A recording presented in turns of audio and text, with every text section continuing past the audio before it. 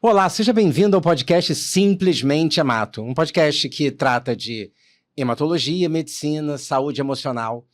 E eu sou Eduardo Melling, sou aqui o seu anfitrião, e hoje eu estou recebendo essa pessoa incrível, meu amigo, a pessoa que me socorre nas horas mais difíceis, em todas as minhas dúvidas de hematologia, Paulo Ivo. Paulo Ivo, seja bem-vindo. Obrigado. Paulo Ivo, eu vou começar fazendo uma pergunta que talvez seja um pouco surpresa, você nunca tem respondido isso, ninguém tenha tido essa curiosidade, mas eu tenho.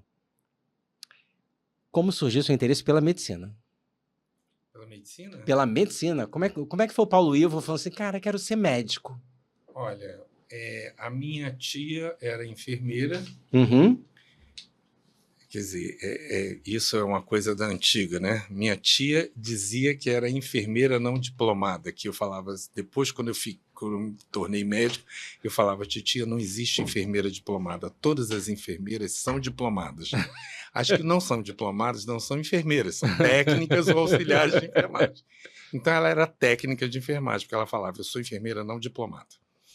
E era a minha visão de saúde dentro da minha família, porque mais ninguém fazia saúde na minha família. Então, desde pequeno, eu fui cuidado por ela. Era minha tia, madrinha, minha segunda mãe, porque ela era solteira, não tinha filho. E como ela era técnica de enfermagem de um pediatra, ele era o meu pediatra. Então, desde pequeno, eu me lembro, desde o momento em que eu comecei a me lembrar das perguntas do Dr. Paulo Rosa, que era Paulo, e eu vou explicar por que era Paulo, por que eu sou Paulo, por causa dele. Então, quando eu perguntei, que o Dr. Paulo Rosa perguntava para mim, o que você quer ser quando ficar grande? Eu falava, eu quero ser pediatra.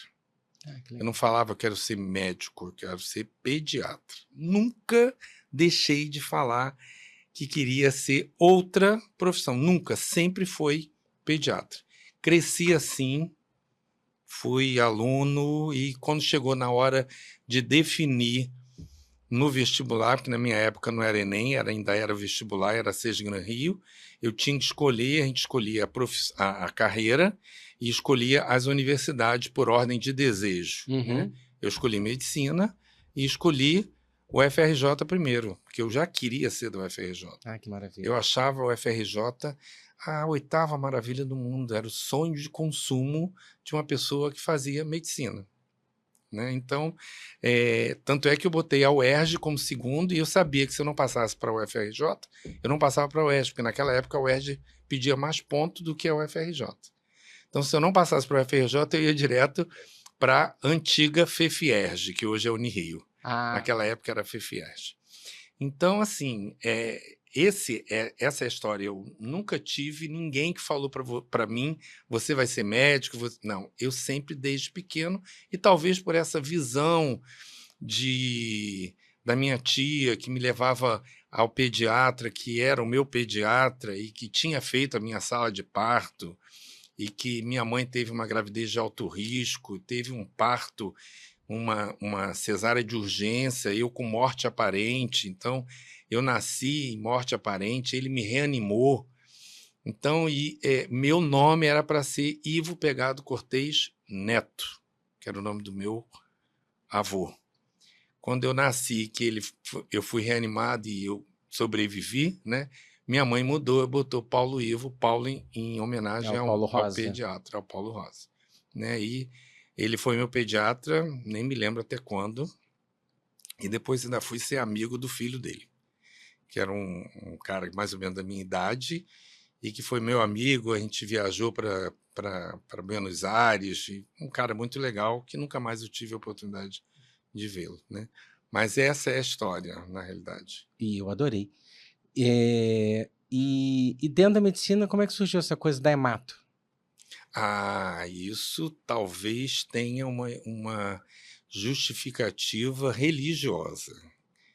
Eu vou lhe dizer, eu fiz medicina, fiz residência em pediatria. Depois que eu terminei a minha residência em pediatria, eu já estava no IPPMG. Eu fui a primeira turma que inaugurou a emergência do IPPMG, né? Sim. Então, foi a minha turma de residentes. Fomos Sua turma nós. foi 74, né? A minha turma é a Alexandra. Maria Célia. Não, Maria Célia não fez residência, Maria Célia fez aperfeiçoamento. Ah, tá. Tá? Então era Blanca, Alexandra, Lúcia, é o pessoal da minha residência. Que tá todo mundo lá, agora Até alguns já hoje. se aposentando. Aham. E então, assim, eu fiz pediatria e começando já trabalhando na universidade, já na emergência, aconteceu o primeiro concurso que foi do bombeiro, que Uhum. você foi bombeiro também, eu fui médico do bombeiro, fui da primeira turma do GSE. 86. Isso, exatamente. E, ao mesmo tempo, eu entrei num curso de administração hospitalar de pós-graduação, né, nível mestrado, na UERJ. Foi a única coisa que eu fiz fora da UFRJ, foi o mestrado em administração hospitalar. Fiz no CEPOERJ, me formei, quer dizer, defendi o TCC, e quando eu acabei a administração, foi exatamente no momento que eu estava saindo do Corpo de Bombeiro. Uhum. Eu propus para continuar no Corpo Bombeiro, saindo da ambulância para ficar no GSE, para fazer epidemiologia de acidentes e tal, tal, tal. Não aceitaram, e aí eu fui e pedi 40 horas na universidade, pedi demissão do Corpo de Bombeiro. E aí fiquei um tempo na administração do PPMG. Eu fui diretor de divisão assistencial, 2 gestões, né? Quando eu terminei a minha segunda gestão, o falecido Luiz Afonso, que era o nosso diretor, me chamou e falou: Paulo Ivo, eu tenho muita coisa, eu devo muito a você pela instituição, porque você organizou o faturamento, você melhorou o faturamento em mais de 80%, você passou a fazer coisas que a gente não sabia que poderia fazer, e porque eu fiz um curso de faturamento em hospital universitário em Brasília. E aí ele falou: você vai ter que sair da divisão assistencial. E aí eu estou te oferecendo, para onde você quer ir? Porque se você falar, não, me bota de volta nas enfermarias ou na emergência, eu boto. Mas como eu devo muita coisa que você fez, eu estou oferecendo. Aí eu falei assim, posso ir para casa dormir e amanhã te digo? Ele falou, pode. Fui para casa, eu como sou um bandista, religião de matriz africana, sentei na frente do meu gongá e falei com os meus orixás, principalmente com o meu pai, e falei, olha, eu vou dormir e você, por favor, bote na minha cabeça o que eu tenho que fazer, qual é a minha missão, que até hoje eu acho que a minha missão é ser pediatra. E eu ainda estou com essa missão, mas será que eu tenho alguma outra missão para fazer? Nessa época eu já tinha feito crescimento lá no ambulatório de endocrinologia, né? Então eu já tinha feito nutrologia com Hélio, fui responsável pela nutrição parenteral da unidade de pacientes internos, então eu tinha essas experiências de uma área mais básica, né, do ponto de vista de crescimento e de nutrologia, mas eu falei, estou aberto, então amanhã de manhã eu quero acordar com a minha missão, pode ser que seja essa. Acordei de manhã e falei assim, eu quero ser hematologista. Aí fui para o instituto, entrei Mas veio isso na sua... Foi, eu quero ser hematologista. E fui, conversei com o Luiz Afonso. Luiz Afonso, jura? Mas hemato? Você não quer ser nefro, não? Eu falei assim, não quero ser nefro, eu quero ser hemato. Então, vamos fazer o seguinte, você vai lá embaixo, falar com a Maria Célia, que era a chefe na época. Se ela te aceitar, você está com ela. Eu fui, falei com Maria Célia falou, você é pau para toda a obra, vamos embora. Né? E comecei a hemato aí. E aí, como bom filho de algum que, quando recebe a missão, tem que cumprir, né? Eu falei assim, bom, para ser hematologista, eu tenho que ser um bom hematologista. Então, eu tenho que aprender a fazer tudo. Aí eu virei o R3 da hemato, que não existia naquela época. Não existia ainda residência em hemato no IPPMG, nem curso de especialização. Então, era assim, tem que ver uma lâmina, eu falava, deixa que eu faço. Tem que fazer um mielograma, deixa que eu faço. tem que fazer um punção lombar, deixa que eu faço. Que E aí eu fui legal. pegando a mão Aham. para isso. Sentava com Maria Célia, ficava com ela naquele microscópio, então eu devo muito conhecimento a Maria Célia. Depois veio Marcelo Landi, que também foi outro que me abraçou, inclusive fora do IPPMG. Eu trabalhei com ele, com a clientela dele, como assistente dele. Isso foi Uhum. também uma coisa que me fez crescer do ponto de vista de conhecimento, porque o Marcelo Landi é um Uma sumidade de conhecimento. espetáculo, Uhum. entendeu? Do ponto de vista de hematologia. E a Maria Célia, do ponto de vista prático. Olhos de lince, né? Então, Citologista. nossa Senhora, e eu sei ver citologia porque ela me ensinou. Ela Uhum. botava, o que é isso? Eu falava, melelhar. Ela falou, não, isso é um linfócito atípico de um bebê de 4 meses. Entendeu? Então, Aham. assim, aí a gente vai aprendendo, né? Então, a hematologia foi isso. Eu acho que foi uma missão religiosa que eu recebi e hoje Maravilha.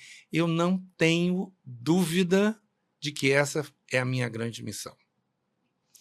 E aí, se você me perguntar por que doença falciforme, eu vou te dar outra historinha, Eu quero. que é muito interessante. Aham.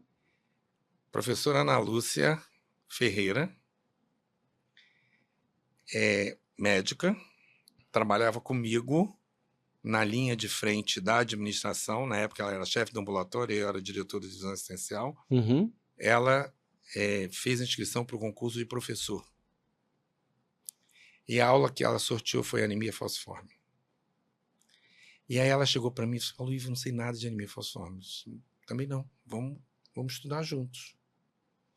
E aí comecei a estudar junto com ela, busquei as leis que tinha, tudo que podia, e fizemos uma aula juntos. Ela fala isso para todo mundo, que a aula dela tem metade dela tá as minhas mãos, né? Ok. E aí construímos essa aula e a partir daí eu comecei a ter um carinho, porque eu estudei algumas coisas da linha social, da linha racial, da linha estrutural dessa doença, né? E vi da invisibilidade que ela tinha Uhum. naquela época e achei que aquilo ali era uma coisa muito interessante. Aí comecei a ter um carinho maior.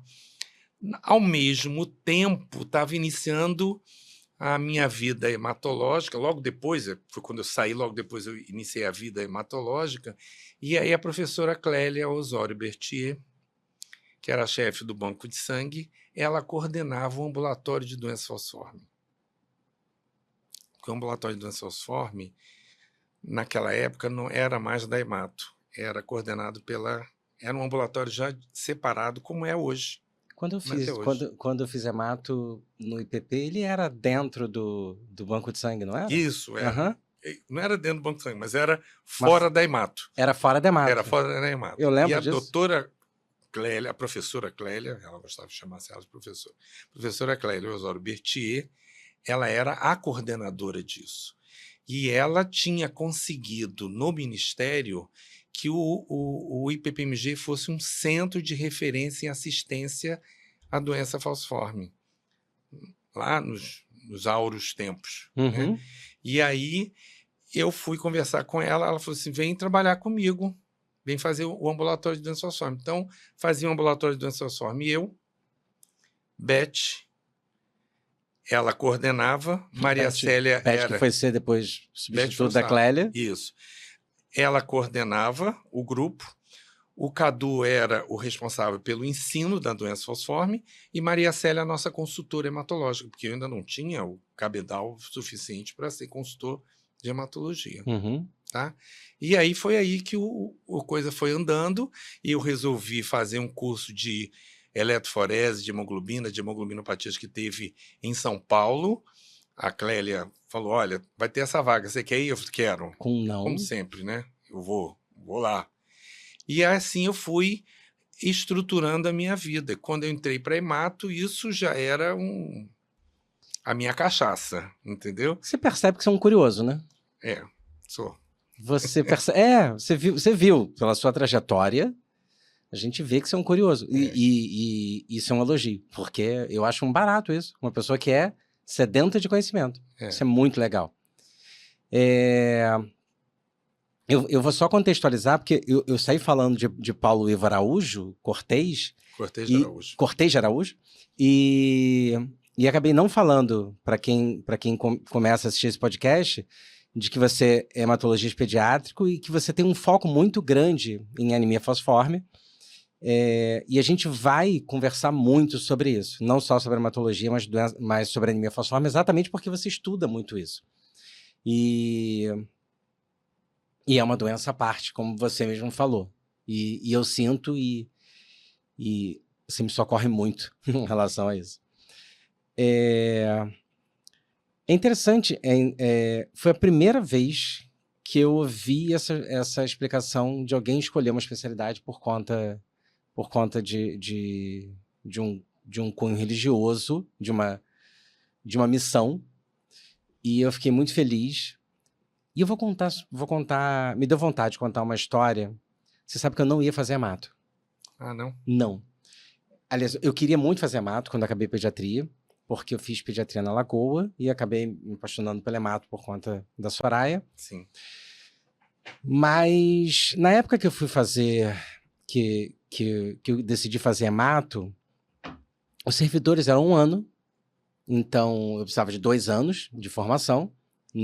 O único lugar que tinha 2 anos de formação era o IPP. O Hemorrio ainda não tinha a hematologia pediátrica, não tinha. Nem o INCA, não tinha, só o IPP. E eu não crença, que já trabalhei, graças a Deus, na hipnoterapia, crença de merecimento, eu falei, eu não sou capaz de concorrer a essa vaga. E eu fiquei, tanto que eu fiquei 4, 5 anos como pediatra. E aí chegou num momento da minha vida que eu falei, cara, eu não quero continuar como pediatra, não é meu perfil, pediatra geral, pediatra consultório. Hemato eu não vou conseguir fazer, eu vou tentar outra coisa. E comentei com uma amiga minha num congresso de pediatria no Rio Centro, falando assim, Mônica Vecchi, que você conhece. Sim. Falei, Mônica, cara, eu não aguento mais fazer pediatria geral, eu quero fazer uma especialização, não vai rolar hemato, eu vou tentar alergia, eu vou tentar alguma outra coisa. Ela falou, Eduardo, mas você não gosta de hemato? Eu falei, gosto de hemato. Você não acha que você pode ter assim, o seu jeito, brincalhão, pode ser um diferencial? Você não acha que você precisa, para você dizer que você não é capaz, você precisa pelo menos passar pela experiência e frustrar? Faz a prova. E aí eu fiz a prova.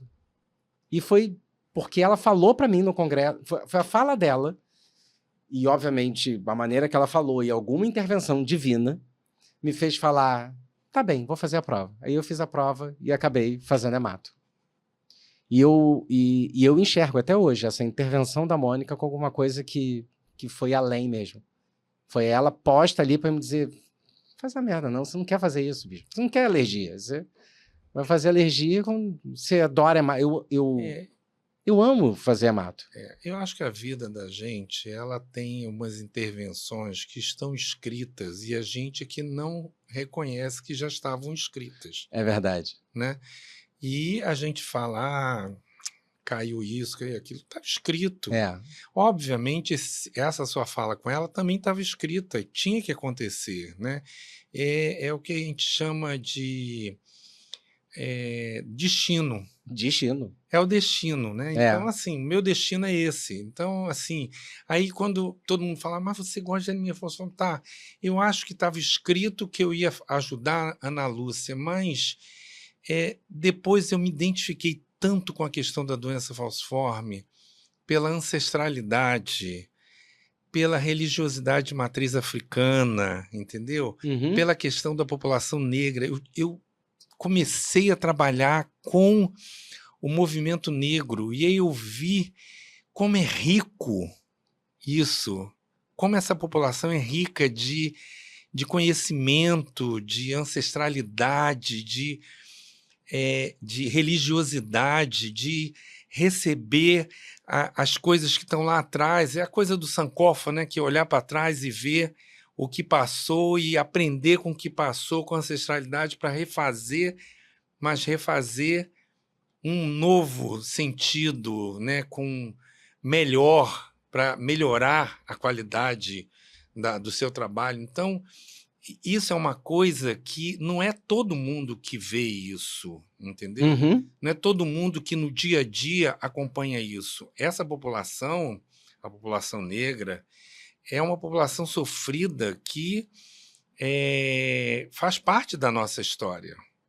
Então, quando eu falo de doença falciforme, não existe uma aula hoje que eu dê de doença falciforme. Claro, se eu for falar de emergência de doença falciforme, não vou falar dessa contextualização, mas Claro. falar sobre humanização, falar sobre o que é doença falciforme, eu inicio contextualizando a nossa história como sociedade, entendeu? Um país que foi escravizado, um país que foi o último a libertar seus Uhum. escravos, que a abolição, entre aspas, foi sem políticas inclusivas. Então, simplesmente falou tchau, vai para a rua, você está livre. Mas não te dá casa, não te dá comida, não te dá emprego, não te dá educação. Ou então, não, se quiser pode continuar aqui. Você vai continuar trabalhando comigo, em troca eu te dou comida, moradia e roupa. Moradia no fundo da casa, comida que sobrou Uhum. do almoço e do jantar, e a roupa que não presta mais para os senhores. Uhum. Então, assim, sem poder de barganha, sem poder aquisitivo. Então, foi uma população que teve que ir para a periferia porque era o que sobrou, Uhum. era onde eles poderiam morar. Que teve que frequentar escolas que não eram oficiais porque eles não conseguiam entrar nas oficiais, mas queriam aprender, né? Então, assim, isso leva a preconceito, isso leva a estigmatização, isso leva a vulnerabilidade. Então, a gente não pode tratar de doença falciforme sem saber que é uma população vulnerável. Qual foi o seu maior aprendizado aprofundando com essa população, com a população negra, estudando a doença a fundo e se envolvendo nas políticas sociais e olhando, botando uma lupa onde ninguém bota? Qual foi o seu maior aprendizado com essa população negra? Saber que existe o racismo, reconhecer ele e vivenciar ele no dia a dia da minha prática. Ok. E são atitudes, às vezes, muito discretas, que são atitudes preconceituosas. Eu nunca vou me esquecer um dia num consultório do meu dentista, não esse, é outro. No consultório do meu dentista, eu estava sentado e do lado tinha uma outra pessoa branca, assim, eu, uma cadeira e uma pessoa branca. Toca a campainha, abre, entra uma pessoa preta. Ele estava sentado naquela cadeira com a carteira dele em cima da Coxa. perna direita. Uhum. A pessoa senta na cadeira da direita dele. Ele automaticamente pega a carteira e bota para a perna esquerda. Se você percebeu, a pessoa preta também percebeu. Acredito que sim, É. né? Mas isso me incomodou. Você falou? Não, né? Não. Ah, tá. Que se eu falasse, eu acho que eu ia criar uma situação, né? Eu poderia criar uma situação a tal ponto que ou a pessoa explodisse ou ela saísse, Uhum. né? Então eu não tinha esse direito. Mas eu reconheci que isso está cristalizado no âmago do ser humano. Sim. Ele é tão cristalizado na nossa sociedade que a gente não percebe. E se eu perguntasse a ele, por que o senhor fez isso? Ele fala assim, sei lá. Ele não vai achar que foi. É porque cristalizado na mente dele, a pessoa preta, ela pode ser confundida ou pode ser achada que é ladrão, que é marginal e por aí vai, né? Então, isso foi uma coisa que eu nunca esqueci na minha vida, ficou marcado. E, assim, quando eu tive que iniciar o meu processo de trabalho com doença falciforme, eu sabia que eu ia ter que enfrentar essas questões. E eu ia precisar entender aprender e combater. Então, hoje, se acontece uma coisa dessa, eu falo, rapaz, você não pode fazer isso. Porque eu já não consigo mais ficar calado. Quando eu vejo... É porque eu já te conheci, por isso que eu perguntei, porque eu já te conheci, não conseguindo ficar calado em relação a eu essas não injustiças. consigo ficar calado, entendeu? Então, assim, quando a pessoa fala assim, mas ele parece um armário, é um armário tão grande, ele é forte. E aí eu falei assim, por causa disso, você acha que ele tem que aguentar dor? Não. Só porque ele é um armário? Não, ele não é um armário. Ele é uma pessoa preta que tem os mesmos genes que a gente tem. Eu não posso falar por todo mundo, mas eu acredito que tenham pessoas que, como você falou, que está cristalizado e que não querem ter esse tipo de comportamento. Tem alguma coisa que vale de conselho, que você consegue ajudar essas pessoas a dissolver, a melhorar esse comportamento racista? Se colocar no lugar dela, da outra.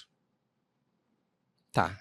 É um bom conselho. É uma estratégia. É uma estratégia. Se colocar no lugar da outra, né? Eu costumo dizer para os meus alunos, quando eu falo sobre emergência e humanização da emergência, eu costumo falar, uma pessoa que procura uma emergência, ela não vem para conversar sobre o capítulo da novela do dia anterior, nem para cantar uma música para você, nem para contar uma piada para você. Ela vem porque ela está sofrendo.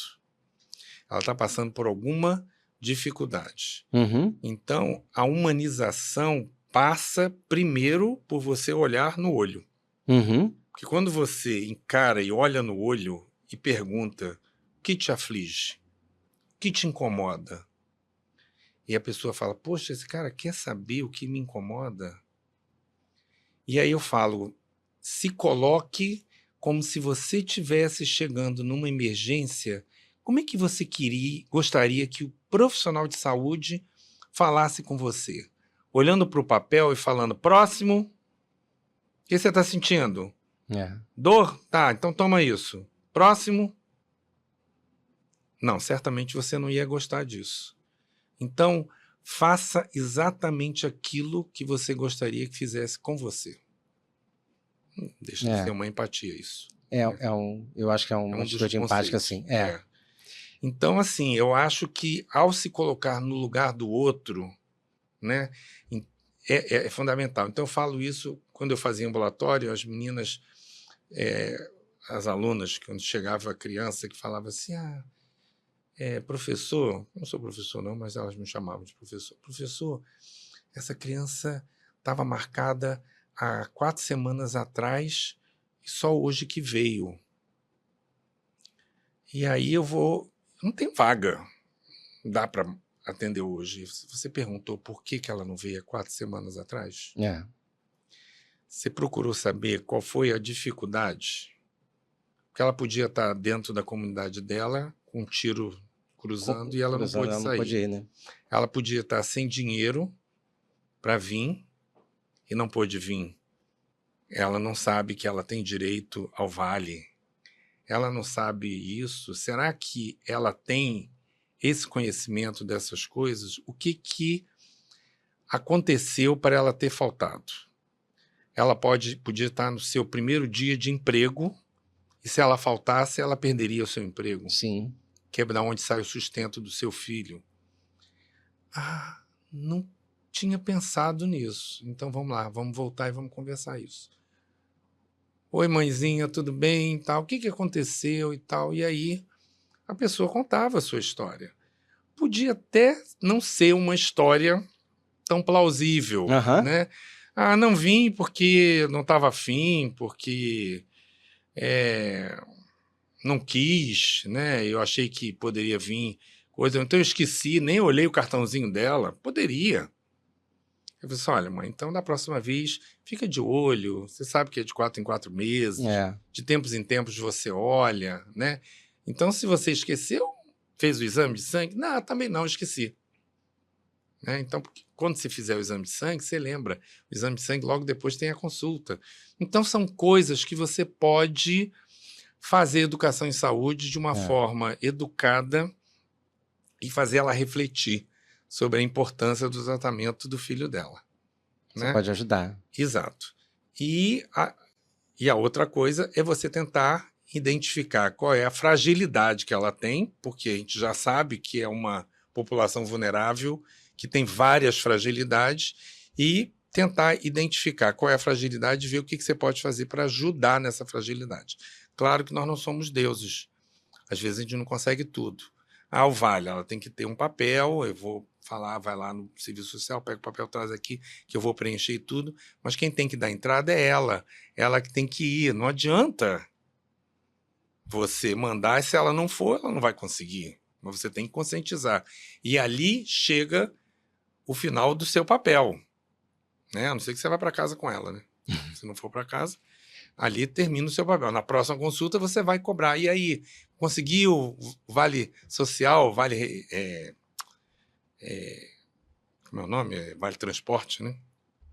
Então, acho que é isso. Eu acho que a primeira coisa é a gente se colocar no lugar da pessoa e ver o que pode estar acontecendo. Você sabe que a gente vai aprendendo. Eu aprendi, principalmente por causa da hipnoterapia, a medir saúde emocional. Então, hoje, na minha consulta tem algumas etapas. Ela começa com uma coisa importantíssima para o médico, que é conexão, né? Foi até o exemplo que você deu do médico que às vezes não olha a sua pergunta do sintoma. Então, minha consulta ela passa por conexão. Depois da conexão, antes de entrar no porquê que ela está ali, porque o porquê que ela está ali, doença física, vem sempre junto de uma dor emocional. Então, vou te dar um exemplo. Vem uma mãe que fala assim, o pediatra achou que o exame estava alterado e mandou para você. E aí, às vezes, é uma mãe que marcou, tipo, hoje para hoje, hoje, agendou de hoje para hoje, de hoje para amanhã. Então, você vê que ela tem uma urgência. Eu falo, tá, mas quando ele te deu esse diagnóstico, quando ele te falou isso, o que passou pela sua cabeça? Qual foi o sentimento? Como é que você está agora? Qual é o seu medo? E aí, normalmente, a mãe exterioriza. O que vem junto com a queixa da doença do filho? E aí eu exploro o que essa mãe está sentindo, faço a consulta e aviso. Inclusive, quando eu estou explorando, falo assim, olha, no final da consulta, eu vou repetir a minha pergunta, perguntando se você está melhor.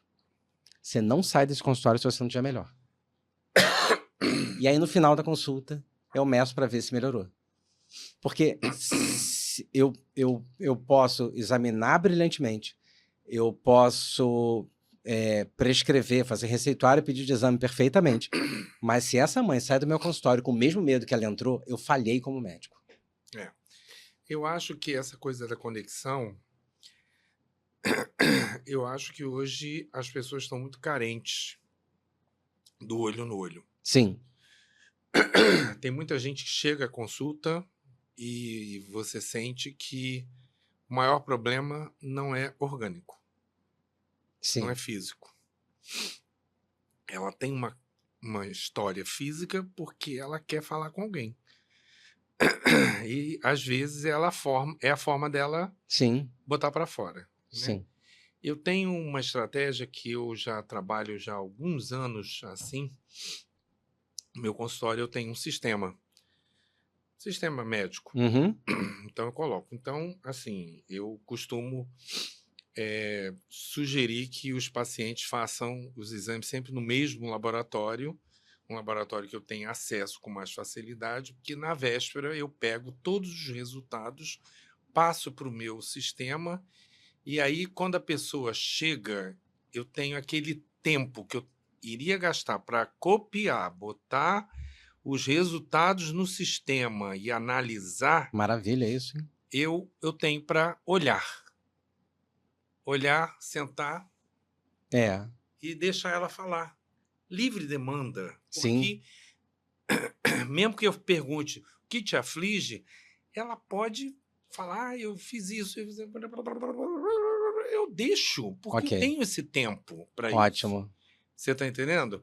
E normalmente no dia anterior, eu não só vejo os exames, como eu sei quem é o paciente, sei o quadro dele, sei por que eu acompanho ele, eu já faço uma análise daquilo e já boto na minha consulta uma prévia do que eu quero futucar com vara curta. Ok. Porque eu já tenho algumas alterações ali, eu sei que tem uma anemia, que tem isso, eu sei que eu fiz ferro, que não melhorou, então eu já sei que eu tenho que perguntar a ela se tomou direito, como é que foi, quantas gotas, se falhou, se deixou de tomar. Então, eu tenho estratégias que eu trabalho no dia a dia da minha consulta para facilitar a adesão ao tratamento, Sim, porque são coisas, você sabe disso, a gente trabalha com paciente crônico, sim.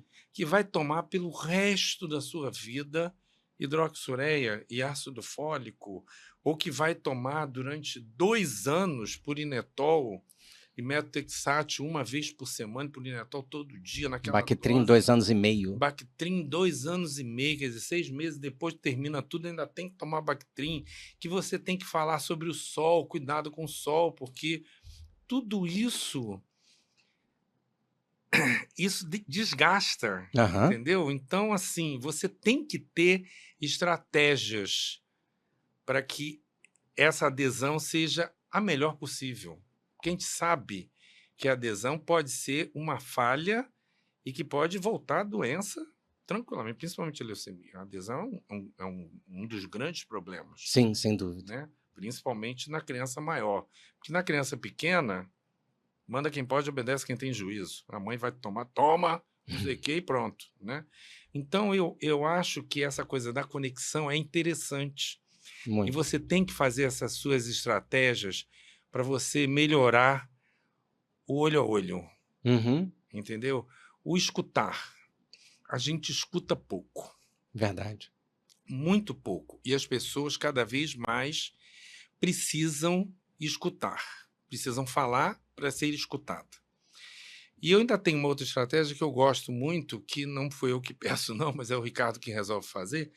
Ele, quando termina a consulta que eu fecho, tchau, eu vou apanhar e vou levar na recepção. E aí o Ricardo fica na recepção.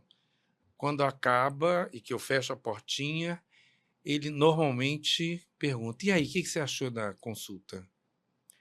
Você ficou satisfeita? O que você achou? Ele te explicou direitinho? Você teve o entendimento que você precisava? Ele pediu o exame, você vai voltar? Ele pergunta isso tudo. Fala, não, vou voltar, eu já até marquei com ele, isso é outra estratégia que eu faço, eu gosto normalmente de deixar a consulta Agendado. próxima, agendada. Isso, o paciente percebe que você linkou com ele, Aham. você quer que ele volte e você quer ver os resultados dos exames assim, assim, assado, daqui a 4, 5 meses. Uhum. Que interessa você ver se a sua estratégia terapêutica foi eficaz e se você conseguiu atingir. Você está preocupado com o resultado. Exatamente. Sim. E isso, assim, é marketing também. Sem dúvida Você nenhuma. tem dúvida disso? Que não é. Um cliente Não- satisfeito traz outros clientes. Exatamente. Isso é marketing, né? É. Então, assim, eu hoje não preciso de operadora de saúde para me indicar. As Sim. pessoas me indicam, são os meus clientes e outros É. profissionais que não são hematologistas, que precisam do suporte hematológico, né? E isso é outra coisa que a gente tem que fazer, que é dar o retorno para o clínico ou para o pediatra. Para quem te indicou. Sim. É fundamental isso. Eu concordo. Eu concordo. Paulo, eu preciso perguntar para você, porque a gente está conversando sobre um monte de coisa, mas a gente não eu não perguntei para você. Não pedi para você descrever, assim, falar o que é, para explicar para a população, o que é essa doença anemia falciforme, como que isso afeta a criança e a sua visão de quem está há muitos anos estudando e se debruçando e se dedicando a isso. Explica o que é essa doença. Primeiro, assim, eu costumo dizer que a gente tem feito um esforço muito grande de não falar anemia falciforme, sim doença falciforme. Depois eu vou explicar por quê. Porque para mim Bom, anemia falciforme era SS, doença falciforme era... isso. foi como eu aprendi. Não, a anemia falciforme é SS. A Isso. doença falciforme é qualquer S com outra hemoglobina anômala. Sim, sim. Inclusive a homozigose, SS. Então a anemia falciforme, ela está dentro Da doença da falciforme. doença falciforme. Ah, tá. Tá? Então, assim, eu costumo falar para os meus alunos, se você não sabe o genótipo, você fala doença falciforme, você vai estar acertando. Sim. Se você sabe que é SS, você pode falar anemia falciforme, você vai estar acertando. Se você sabe que é SC, você pode falar hemoglobinopatia SC ou doença falciforme. Sim. S-beta, hemoglobinopatia S-beta ou doença falciforme. E isso a gente acha que é uma firula, mas não é, porque o controle social já sabe disso. Se o controle social sabe disso, ele cobra isso de você. Então, quando tem aquelas palestras de que você fala assim, essa coisa, a anemia falciforme é muito comum na anemia falciforme, você tem que fazer esse controle da anemia falciforme. Aí o cara que é SC fala assim, Dr. Paulo, mas e eu? então eu não preciso fazer esse controle, né? É só para quem tem SS, né? Não, você também. Então, o senhor está me excluindo. O senhor está falando que é só para o SS, tá? E aí eu começo a minha explicação isso. Primeiro, assim, vamos falar de doença falciforme, que eu acho que é mais certo, né? Já anotei como aprendizado aqui. O que é a doença falciforme? É uma hemoglobinopatia. Eita, um nome bonito, grande, né? Mas é uma doença da hemoglobina. O que é a hemoglobina? É o pigmento que dá a cor vermelha do nosso sangue e que transporta o oxigênio. Portanto, é a coisa mais importante do nosso organismo. Não vivemos sem hemoglobina. Perfeito. Se a gente perder toda a nossa hemoglobina, a gente vai morrer porque a gente não vai oxigenar absolutamente nada do nosso organismo. Então, é uma hemoglobinopatia, porque é uma doença da hemoglobina genética, que isso está estabelecido nos genes que produz essa hemoglobina. E, por ser genética, você tem que ter os dois genes, o que recebeu do papai e o que recebeu da mamãe, alterados. Ok. Tá? Pode ser os dois iguais, SS, e aí é anemia falciforme. Pode ser diferente, SC, é doença falciforme. SE é doença falciforme. SG é doença falciforme. Falando dos que eu já vi e tem. S-beta-talassemia, que é uma outra hemoglobinopatia que veio lá daquela região do Mediterrâneo, mas S-beta-talassemia é uma doença falciforme, né?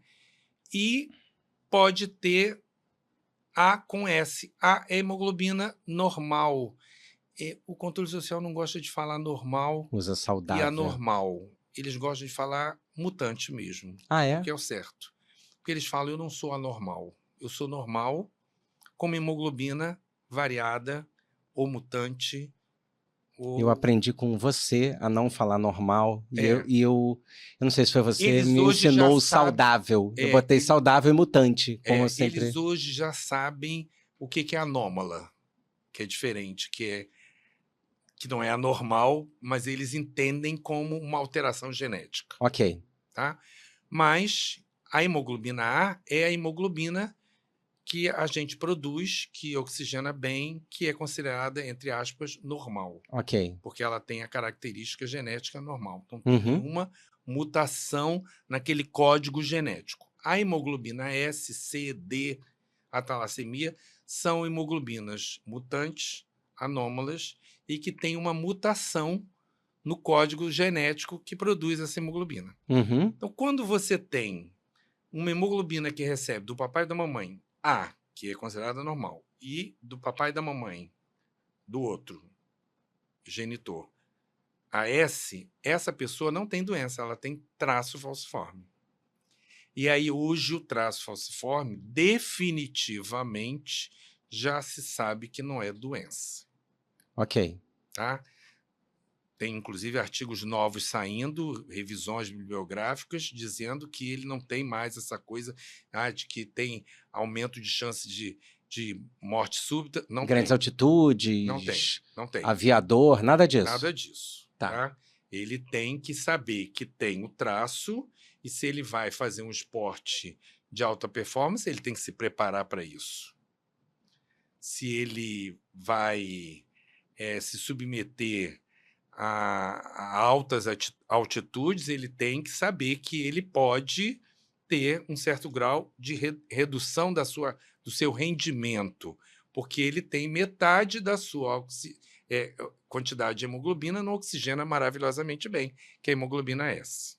Mas ela não afoita o suficientemente para ter crises de dores, do ponto de vista de saúde pública. Então, o que você chama de se preparar? Se preparar fisicamente? Sim. Ah, tá. Se você vai fazer uma maratona, se eu fizer uma maratona, eu vou morrer antes de terminar a maratona, porque eu nunca corri uma maratona e não me preparei para correr uma maratona. Entendi. Agora, se eu me preparar 6 meses para correr uma maratona, provavelmente eu não vou ganhar a maratona, mas eu vou terminar a maratona sem morrer. Você melhorou seu VO2. Ok. Entendeu? Entendi. O traço falciforme, como ele sabe disso e ele quer ser um atleta de alta performance, ele tem que se preparar e saber disso. Então, ele tem que comer bem, dormir bem à noite, se alimentar bem, entendeu? Ter todas as coisas excelentes para um atleta de alta performance. Não somente correr e treinar, porque isso a gente esquece.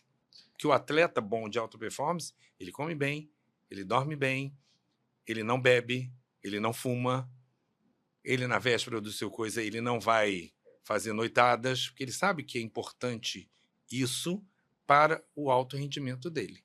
Ok. Então, o traço falciforme ele tem que ter esse cuidado maior ainda, porque ele sabe que ele pode ter alguma questão relacionada com o traço que pode diminuir um pouquinho a performance dele. Entendi. Tá? Não, perfeito. Agora, mais um aprendizado anotado. Então, a doença falciforme é uma hemoglobinopatia, que é uma alteração da hemoglobina que transporta o nosso oxigênio e que é genética. Portanto, por ser uma doença genética, ela hoje é diagnosticada na triagem neonatal, vulgo teste do pezinho. E tem metodologia para diagnosticar isso, não é qualquer metodologia. Tem uma metodologia lá, ouro, que tem lá uma portaria do Ministério da Saúde dizendo qual é a metodologia. Então, ainda não saiu a nova, mas a última que tem, que é a 822 de 1900 bolinha, ela diz que tem que ser assim, assado, assim, assado.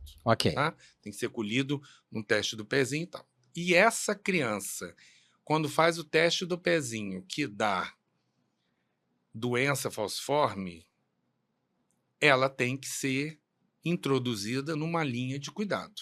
Porque a gente está falando de uma doença crônica, degenerativa, a princípio incurável. Hoje a gente já sabe que tem a cura, que é o transplante de medula, né? Mas sempre foi reconhecida como uma doença crônica incurável. Então, você tem que aprender a conviver com a doença desde bebê. E isso se faz através de quê? De uma assistência e uma linha de cuidado conhecida, com uma assistência especializada, multiprofissional e multi de especialistas. Não só médico, como todas as especialidades médicas, como outras profissões, como nutricionista, enfermeiro, fisioterapeuta e por aí vai. Então, e que precisa iniciar esse acompanhamento com uma série de estratégias para melhorar a qualidade de vida, aumentar a longevidade, como vacinas especiais, uso da penicilina nos primeiros 5 anos de vida, hidroxureia, que agora a gente conseguiu baixar para 9 meses, né? Isso. A gente conseguiu incluir o comprimido de 100 miligramas, que não tinha, que facilita a desintegração sublingual. Olha só, é uma coisa que você não precisa machucar nem nada, você pode machucar, botar um pouquinho de água, uma colherzinha de água, ele faz e vira água. Já está disponível no SUS? Já está disponível. Deveria. É. Por que que deveria? Porque já tem a incorporação pela Conitec, Uhum. Comissão Nacional de Inovação Tecnológica, já tem o númerozinho lá dele na lista de medicamentos que tem que ser reembolsado, já está lá, né? Então os estados têm que começar a comprar, porque ele comprando e fornecendo, o Ministério da Saúde vai reembolsar, porque o númerozinho para o reembolso já existe, não existia até janeiro ou fevereiro desse ano. Em dezembro ela foi incorporada, mas enquanto não tivesse o númerozinho lá na lista dos medicamentos que o Ministério fala são especiais e eu vou dar dinheiro para você que comprou e forneceu. Uhum. Você tem que comprar e fornecer. Então, quando você fornece, você avisa o Ministério, forneci para o fulaninho das couves o comprimido de hidroxureia. Então, está aqui o valor do comprimido de hidroxureia, porque você forneceu para o coisinha das couves. Então, hoje, alguns estados já estão fazendo licitação. Eu acredito que mais uns 3, 4 meses a gente já vai ter a hidroxureia comprimido de 100 miligramas na farmácia central do estado. Porque a hidroxureia, como é a LME, é do estado. É. Ela não é comprada pelo Ministério, ela é comprada pelo estado e reembolsada pelo Ministério. Vou fazer uma dúvida de ignorante político. E não é, tá bem, não sou ignorante político, mas isso torna muito diferente a distribuição no Rio, São Paulo, Minas, né? Mas me dá uma sensação que eu posso estar equivocado de que é pior ainda nos... Centralizar. Centralizar é muito pior. Mas porque Centralizar que você diz no Ministério da Saúde? a minha dúvida são os lugares menores. Sim, mas todos os estados têm as suas gestões. LME não é só hidroxureia. Eu sei, sim. Todos os medicamentos que estão na LME, o governo federal repassa. Como é que tá no Rio? No Rio, a gente não tem problema com a hidroxureia habitual. Está sendo Tá. comprada, está sendo informada para o Ministério e o Ministério está repassando. Não tá faltando. Não Tá. está faltando. Às vezes falta assim, não chegou, mas 10, 15 dias depois Tá. já chegou 500 frascos, 1000 frascos, não sei o quê. Tá? Agora, o comprimido de 100 miligramas, o que eu soube do estado do Rio, Aham. já está em licitação, prestes a ser já... Ou não sei se já saiu a licitação e eles já compraram, falta só entregar, mas está nesse processo de licitação. Aqui, Espírito Santo, São Paulo também, o Nordeste eu não tenho ideia muito disso, né? Porque como é uma coisa nova, foi de dezembro para cá, Sim, você a falou. gente ainda não fez nenhuma... Nenhum mapeamento. nenhuma visita técnica dos estados para ver como é que está o andamento dessas coisas. O ano passado eu fiz 11 visitas técnicas, a maioria Norte e Nordeste e Centro-Oeste, que era o maior problema nosso, né? E aí a gente tinha problemas de fornecimento de hidroxureia, porque o Estado achava que quem tinha que dar era o Ministério da Saúde, então era desconhecimento mesmo. E subnotificação um pouco também. O Estado não sabia por onde tinha que informar, entendeu? Então, a gente foi aos poucos mapeando isso, né? A gente tem hoje a penicilina oral, que ela é centralizada no Ministério da Saúde. E ela é um problema muito sério para o Ministério da Saúde. Porque como é que a gente compra a penicilina oral? Baseada em que informação? Como é que sabemos quantas crianças com menos de 5 anos têm anemia falciforme, estão em acompanhamento e precisam de... Porque o número é do Estado. Entendi. Nós temos o CIS-WEB hemoglobinopatia, que é um cadastro nacional de hemoglobinopatias, que a gente tem mais ou menos 40 mil pessoas cadastradas no SISWeb. Eu tenho um estado que não tem ninguém cadastrado. O que é impossível, né? De não ter uma... Estou falando do estado Então, maior incidência. aham.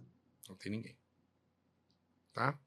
Então, assim, é uma angústia para a gente, porque esses estados que não alimentam o sistema, eles pedem por outro lado, mas pede a coordenação, eu quero 5.000 frascos de penicilina, mas quantos você distribuiu? Quantas crianças você acompanha? Não sei. Então, Entendi. como é que a gente acredita numa coisa que a gente não tem como controlar isso de perto? Eu tenho estados que isso funciona maravilhosamente bem. Maravilhosamente bem. Então, todas as crianças cadastradas, a gente sabe quanto que eles recebem, quanto que eles dispensam, tem o recebimento e dispensação, sabe quanto dispensa, então a dispensação é menor do que o recebimento, né? Então, e aí quando eles pedem mais, eles pedem exatamente conforme a quantidade de crianças, então dá para fazer, é só você querer, entendeu? Mas Entendi. tem estados que acham que isso é muito trabalho e que não vale a pena, Não vale a pena. né? Mas a gente vai melhorar isso. O SISWeb é um sistema que foi criado, que tem muita informação, e foi uma das primeiras coisas que eu fiz quando eu entrei na área técnica, foi fazer uma análise crítica do SISWeb. Ele tem, acho que uns cinco formulários dentro do SISWeb, que, teoricamente, para o Ministério da Saúde, eu precisaria de um formulário só. Tem muita informação desnecessária, que não é obrigatória e, portanto, ninguém coloca. Só as informações obrigatórias que todo mundo coloca, porque se não colocar, o cadastro não é aceito. As que não são obrigatórias, o cara não coloca. E aí, a gente tem um quinquilhão de coisas para preencher, e aí fica todo mundo falando, dá muito trabalho preencher isso tudo. E aí não faz. E eu tive... E aí, uma coisa que você falou, você é curioso, né? Você é curioso. Ah. Eu tive... porque eu precisava aprender o SISWeb. Eu não tenho curso do SISWeb. O que eu fiz? Eu sou gestor federal. Uhum. Então, eu sou gestor federal do SISWeb. Eu cadastrei meu consultório como unidade de doença falciforme, porque eu trato. Sim. Então, hoje eu sou gestor de serviço e gestor federal. Então, eu cadastro e aí eu vejo as minhas dificuldades para cadastrar. Eu comecei a ver as dificuldades que um gestor de serviço tem para usar o sistema. E comecei a ver, como gestor federal, que eu poderia fazer algumas coisas que eu não posso fazer, que eu não estou autorizado a fazer. Então, eu fiz uma análise, já fizemos 2 reuniões, e agora a gente está fechando o projeto para resolver esse SISWeb, tornar ele simplificado, ágil, entendeu? E aí começar a buscar os namorados, né? Quer dizer, tentar seduzir os estados para eles aceitarem o SISWeb, o novo SISWeb, né? O SISWeb PIVO, para poder ajudar a gente nessa questão da epidemiologia. Então, voltando lá na doença falciforme. Uhum. Então, é uma doença que você faz o diagnóstico pelo teste PESIM e coloca ela numa linha de cuidado. Ok. Que nessa linha de cuidado, que vai ser durante toda a sua vida, né? Então, criança, adolescente, a transição do adolescente para o adulto, a gestante, né? E agora a gente está começando a discutir a senilidade da doença falciforme. Porque agora... A gente agora está chegando lá, né? Mas a gente tem isso com estratégias de convivência, o que é mais comum na primeira infância, o que é mais comum na adolescência, o que pode fazer, e aí fazer os instrumentos de educação em saúde, né? Então, são os manuais, a gente tem vários manuais. Eu estou agora fazendo a revisão do Manual de Saúde da Mulher, mas já tem o manual de uso de hidroxureia, que o antigo já está velho, que já entrou coisas novas, então já está o novo para eu fazer a revisão. Eu acabei de liberar o Manual de Saúde Escolar, que eu achava fundamental, que mostra a questão da criança na escola, né, com doença falciforme, então a inserção dela no meio da escola, o que precisa ser visto, esporte, ir no banheiro, uma série de coisas que a gente nunca tinha abordado, né? E vamos iniciar outros manuais que eu acho que são importantes. Tem o manual de emergência, que já existe, mas está velho, mas a gente vai ter que... É muito manual, a gente vai ter que revisar um por um. Acabei de receber uma proposta do Nutrifal, que é o Centro de Nutrição em Doença Falciforme na UERJ, tá? Foi criado por a gente lá no primeiro governo Lula, né? Foi com dinheiro Devia ter criado na UFRJ. da gente. Eu tentei. Você tentou? Tentei. Claro, eu fui primeiro na minha casa, mas o Instituto de Nutrição disse que estava muito atarefado com uma série de coisas, mostrou alguma dificuldade, eu falei, não posso ficar esperando Claro que não. elas resolverem. Aí fui com a professora Cláudia Cople da UERJ, e ela tem um centro de nutrição em doença falciforme, que já fez mais de 10 teses de mestrado e de doutorado em várias linhas de trabalho, inclusive densitometria e massa óssea na criança com doença falciforme. A gente tem hoje déficit de massa óssea já com 8 anos e que não tem isso em lugar nenhum escrito. Nunca. Não tem, porque ninguém faz densitometria óssea em menos de 21 anos. Pede uma densitometria de uma criança no serviço privado, eles vão falar, não fazemos. Não fazemos. Porque não tem valor de normalidade. O Doppler é um sacrifício? Não tem valor de normalidade. Então a gente tem isso, e aí eu recebi do Nutrifal uma proposta de retorno de todo o dinheiro que o Ministério da Saúde investiu neles. Eles querem fazer um manual de nutrição em doença falciforme. Adorei isso. Eu também adorei. Eu li isso ontem, foi um e-mail, eu quase entrei em êxtase. Que maravilha. E falei, vou topar. Hoje eu recebi um áudio da Cláudia Kopp, com certeza sobre isso, mas eu ainda não tive tempo de escutar, mas deve ser sobre isso. Não, incrível. Então, assim, a linha de cuidado é isso, entendeu? É tudo isso.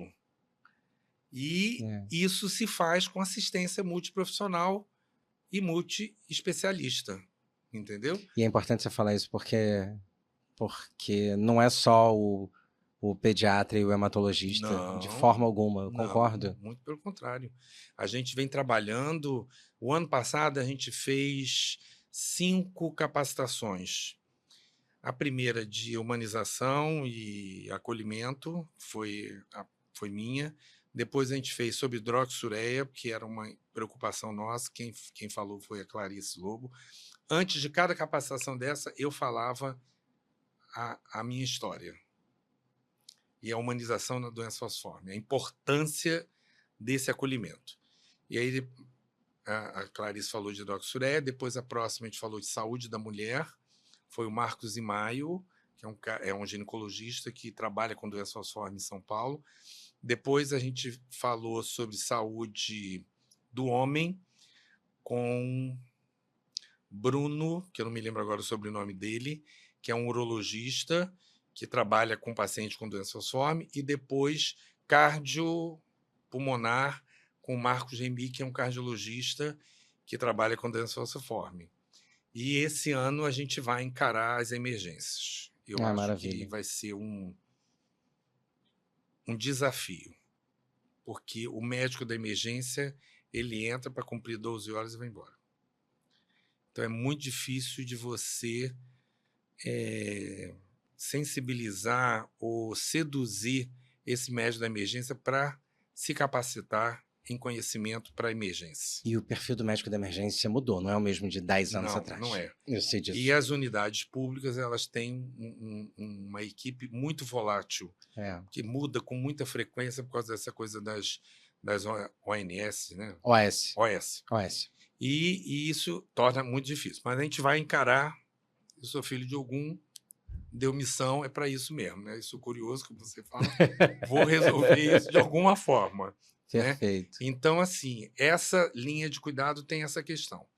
Por fim, a gente está agora com essa demanda da senilidade.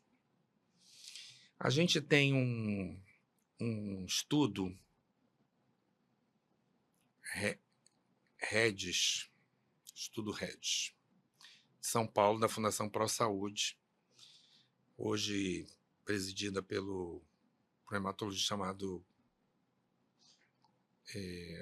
Wanderson Rocha, você deve conhecer, Wanderson, que conheço. faz transplante e tal. Aham. Ele é o presidente da Fundação Pro Sangue, de São Paulo, e ele foi o idealizador. Não, ele acompanhou o REDS é de uma outra professora. Uhum. O que foi o REDS? Foi o mapeamento de 3.000 pessoas com doença falciforme no Brasil. Foi um projeto pago pelo NIH, dos Estados Unidos. Então, mapeou absolutamente tudo que você possa imaginar, inclusive genoma. Então, fenotipagem eritrocitária, genotipagem eritrocitária, tudo isso mapeado. E aí tem já um subprojeto que é o Dandara, que fala da fenotipagem e genotipagem eritrocitária, que eu tive a oportunidade de entregar o primeiro cartãozinho de fenotipagem para um paciente.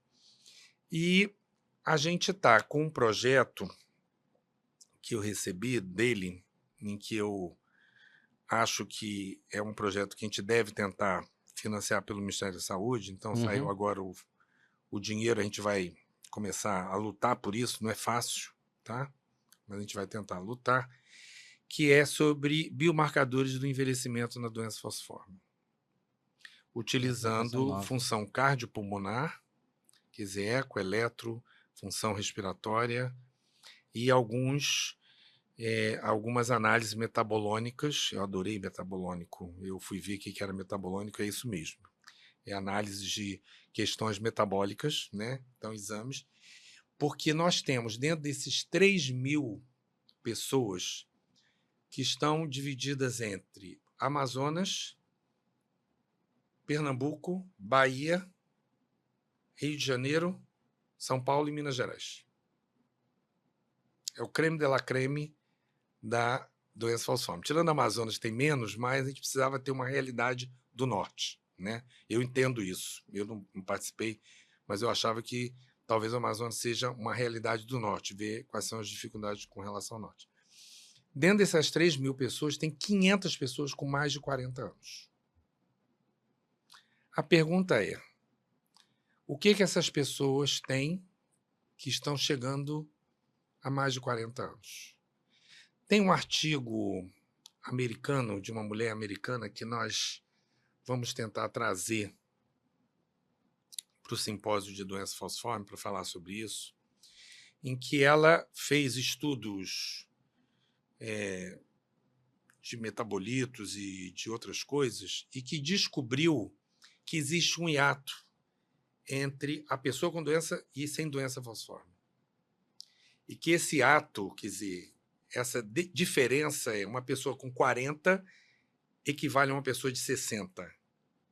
Então, a gente reconhece que a pessoa com 40 anos está envelhecendo com doença falciforme. Então, a gente precisa saber o que precisamos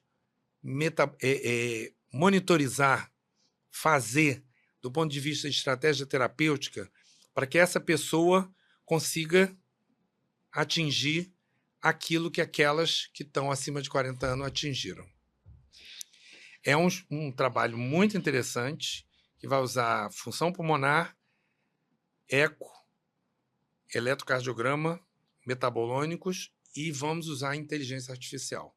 Você vai cruzar isso e vai identificar quais são os biomarcadores que são positivos e o que a gente pode fazer para esses biomarcadores serem monitorizados e serem mantidos em qualidade.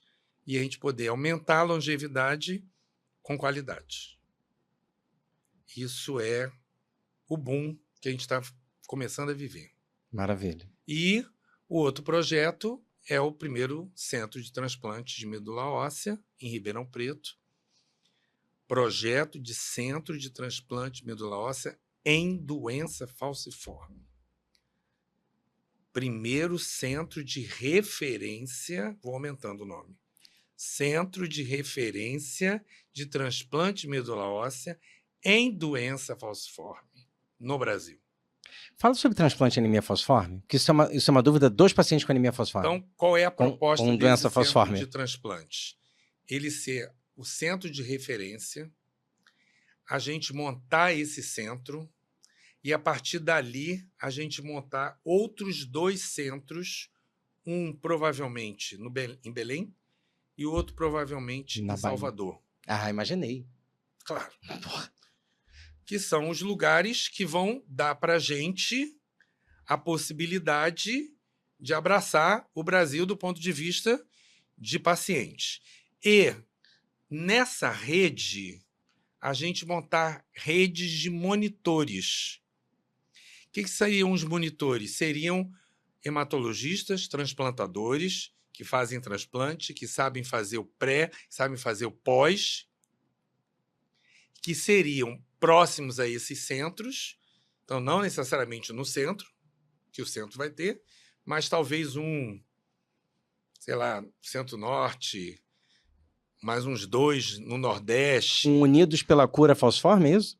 Mais ou menos assim. 2 aqui no Sul, em que pudessem ser os centros que preparariam ou então que assumiriam ele no pós, que ele não precisasse ficar indo tão longe para fazer o seu acompanhamento. Maravilha. Que a gente chama centros de monitores de Uhum. transplantes, né? Então, isso é um projeto, não é a muito curto prazo. Curto prazo Não. é o primeiro centro. É o primeiro centro de Ribeirão Preto. Que é Ribeirão Preto, que já tem expertise, já tem 100 transplantes feitos em doença falciforme. Então, não é meia dúzia com um sucesso de em torno de 80%. Isso é ótimo, quase 90%. É mais de 80%, entre 80% e 90%. Né? Não esperava esse Então, resultado tão bom. Por quê? Aí vamos falar de transplantes. Sim. Eu não sou transplantador. Mas hoje a gente tem no PCDT, para quem não sabe, PCDT, Protocolo Clínico, Diretrizes Terapêuticas do Ministério da Saúde em Doença Falciforme. Uhum. A gente tem lá autorizado, tinha até dezembro do ano passado, autorizado o transplante de medula óssea aparentado de irmão 100% compatível. Sim. Tá? E a gente sabe que esse transplante é um transplante que o tratamento mieloablativo, quer dizer, que destrói a medula para receber uma nova medula, não é um tratamento tão agressivo. Primeiro, porque não é uma doença maligna. Sim. Né? Segundo, que ele está recebendo uma medula 100% compatível. Então, esse trabalho de destruir, infundir e acompanhar, ele é muito mais brando que todos os do outros que no câncer, né? E aí você vai ter, obviamente, um sucesso muito maior. Uhum. Tá? Foi autorizado agora o haploidêntico. O que é o haploidêntico? É com pai, com mãe, ou com outro com um irmão que não é 100% compatível. Ok.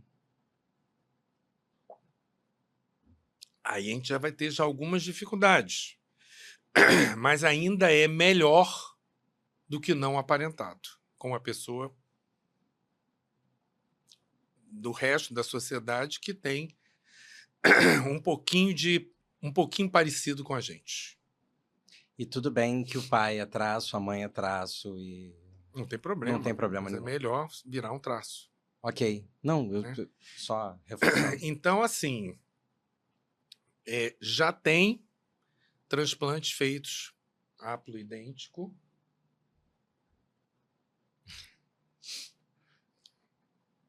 Já tem um transplante haploidêntico e funcionando e já fazendo, né, com sucesso. Mas com sucesso menor do que com o transplante totalmente compatível. 100% compatível, tá? Entendi. Paulo, eu vou, infelizmente, me encaminhar assim, para os minutos finais. Assim, a gente tem compromisso, você tem compromisso, e já deu para notar que eu falaria horas aqui. Eu vou te pedir duas coisas para finalizar. Se você tem alguma coisa para dividir sobre futuro da anemia falciforme, né? Assim, novas propostas, e aí você pode juntar a parte terapêutica, como se tem alguma legislação, se tem alguma coisa, o que a gente está prevendo aí, que está mostrando aí para o futuro, que a gente pode oferecer, medicamentoso ou não medicamentoso, para ajudar essa população que a gente tanto conversou aqui. Eu acho que a gente cresceu já bastante nesse último ano. A gente incorporou hidroxureia, aumentou a faixa etária, acabamos de incorporar a deferiprona para quelante oral em doença falciforme, que não tinha. Uhum. Aumentamos o espectro do transplante de medula, melhoramos a qualidade do sangue, fizemos algumas alterações no PCDT e todas foram aceitas. Eu acho que para o futuro da doença falciforme é a gente colocar no papel uma política atualizada para a doença falciforme. O que a gente tem 20 anos agora, está fazendo, que não é uma política, são diretrizes para uma política. Porque na época a gente não tinha nada, então a gente montou diretrizes para estabelecer uma política de atenção integral. Hoje, a gente já escreveu, ela é uma minuta que está iniciando o trâmite dela dentro do Ministério da Saúde, em que a gente, obviamente, já teve uma conversa com o controle social, com especialistas, com a Câmara Técnica de Doença Falciforme. Essa minuta passou por todas essas pessoas. Estabeleceu-se o que a gente quer para a doença falciforme, o que cada nível de gestão federal, estadual e municipal tem que fazer, o que nós precisamos fazer em cada nível de gestão, cada nível de atenção à saúde, o que deve ser feito, está tudo isso na política. A questão da regulação, a prioridade da regulação, os medicamentos especiais, o transplante está na política, tudo, inclusive a porta das novas incorporações tecnológicas, porque existe uma porta que a gente fala sobre a importância de novas pesquisas, de novas incorporações para melhorar a qualidade de vida.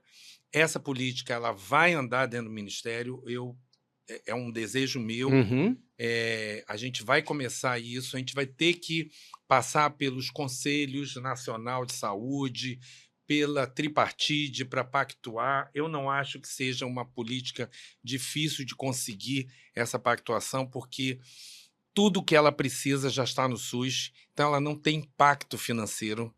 A gente não precisa de mais dinheiro para poder implantar ela, tá? E é uma política que reconhece a questão do racismo, da vulnerabilidade, da importância dessa população que ainda é vulnerável e muito invisível aos olhos da assistência de qualidade. Perfeito. Então, ótimo em relação a isso.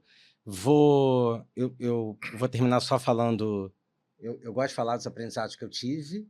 Tive vários, mas eu vou sinalizar que a partir de hoje é doença falciforme, que traço não é doença, que a gente tem indicações precisas e o transplante na anemia falciforme está evoluindo bastante, que, graças a Deus, existe pessoas como você e a sua equipe e um grupo olhando para essa população que realmente é invisível. Muito invisível. Eu quero te agradecer muito, muito mesmo. Vou deixar em aberto que quem tiver dúvida, manda mensagem para mim que eu mando para ele. O Paulo é super ativo nas redes sociais, para não dizer o contrário. Mas está tudo bem. Alguém tem que estar trabalhando enquanto eu estou na rede social, que é Paulo Ivo. E é isso. Paulo, muito obrigado. Falaria com você horas. E eu vou aproveitar para deixar gravado o que eu já te disse no privado. Eu quero te agradecer agora em público toda a sua generosidade em sempre me atender, em sempre retornar a ligação quando você não pode falar e sempre me auxiliar, não só na anemia falciforme, como nas minhas dúvidas de hematologia. Eu acho que a gente precisa honrar publicamente pessoas que fazem a diferença na nossa vida. E eu quero deixar público que você faz a diferença na minha vida. Obrigado, Eduardo. Muito obrigado. Assistam. Um forte abraço.